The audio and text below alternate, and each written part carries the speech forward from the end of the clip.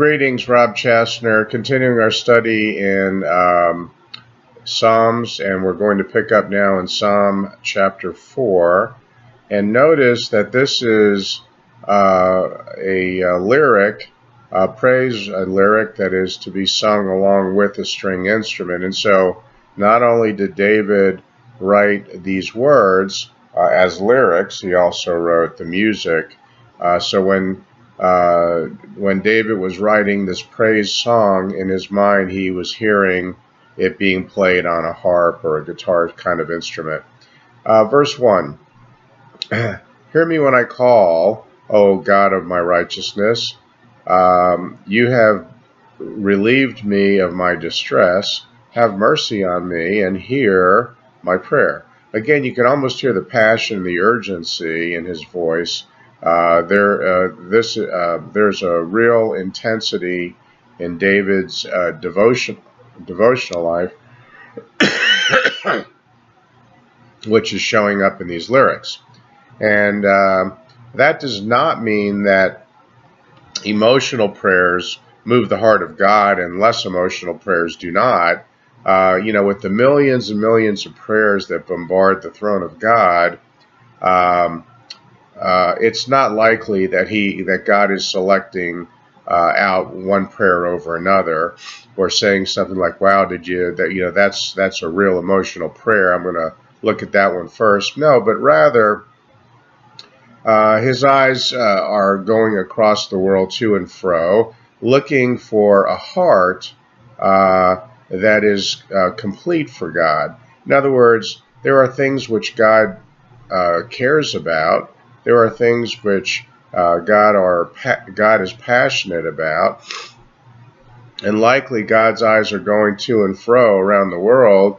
It's kind of like being a parent, where you have a season in your life where your children, that you wish that your children would care about certain things in the same fashion that you, the parent. And when they do, it touches your heart as a parent, or blesses your heart. It's likely the same very thing is true here in our devotion and our prayer life with God. When we get serious about those things which God is serious about, we become powerful in our prayer. Why? Because we are asking in accordance to God's will. And if we're asking in accordance to God's will, then we have confidence that God hears us. And if he hears us, then we're going to have confidence in the requests that we make or that we have offered up to him. And so here is God looking through all of mankind, who is caring about what I care about. And so David is very passionate here. Notice now how this worship song turns from God to man. Verses 2 through 5 say, How long, O you sons of men, will you turn my glory to shame? How long will you love worthlessness and seek falsehood? But know that the Lord has set apart for himself him who is godly. The Lord will hear when I call to him. Be angry and do not sin. Meditate within your heart on your bed and be still.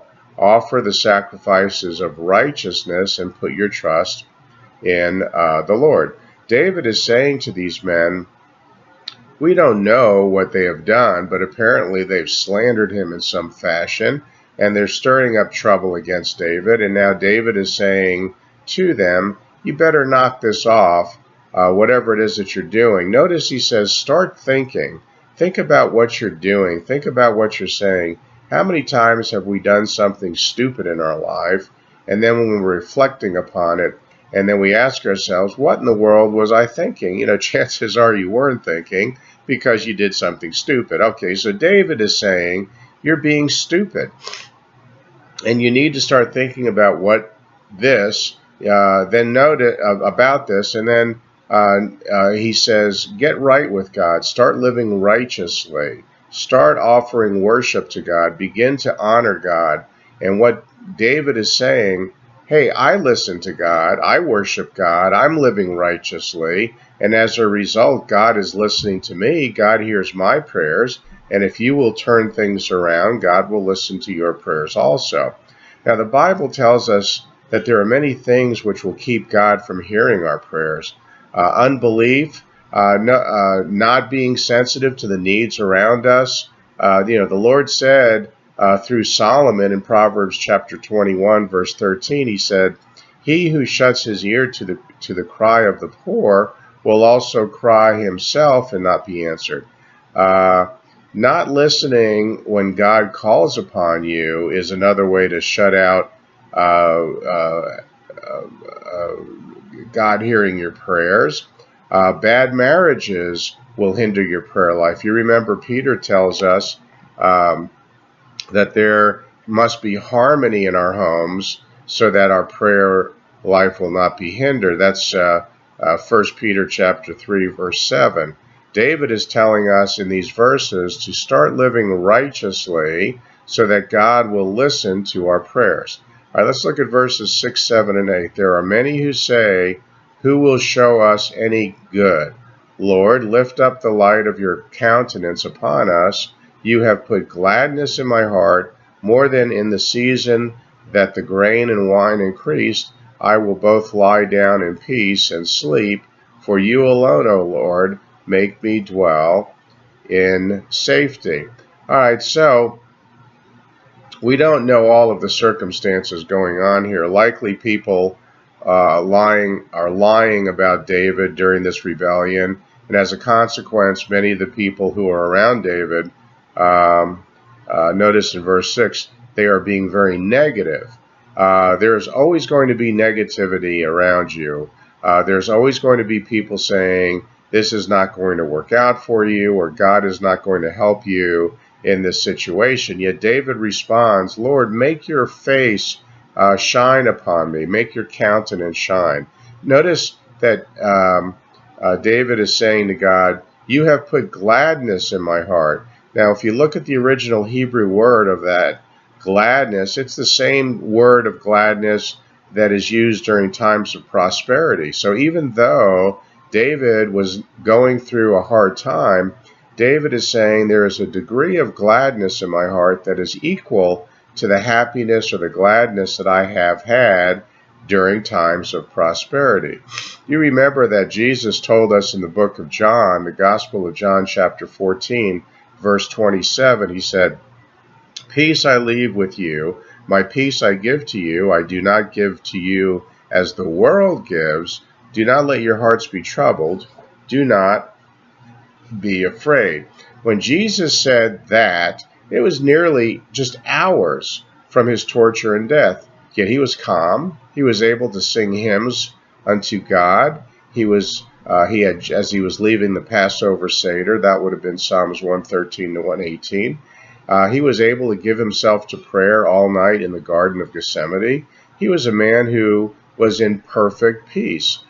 Perfect peace is mentioned a couple of times in the book of Isaiah 26:3. It's in Hebrew it says shalom shalom. In English it says perfect peace. There's another verse that has shalom shalom. So perfect peace in Hebrew would be pronounced shalom shalom.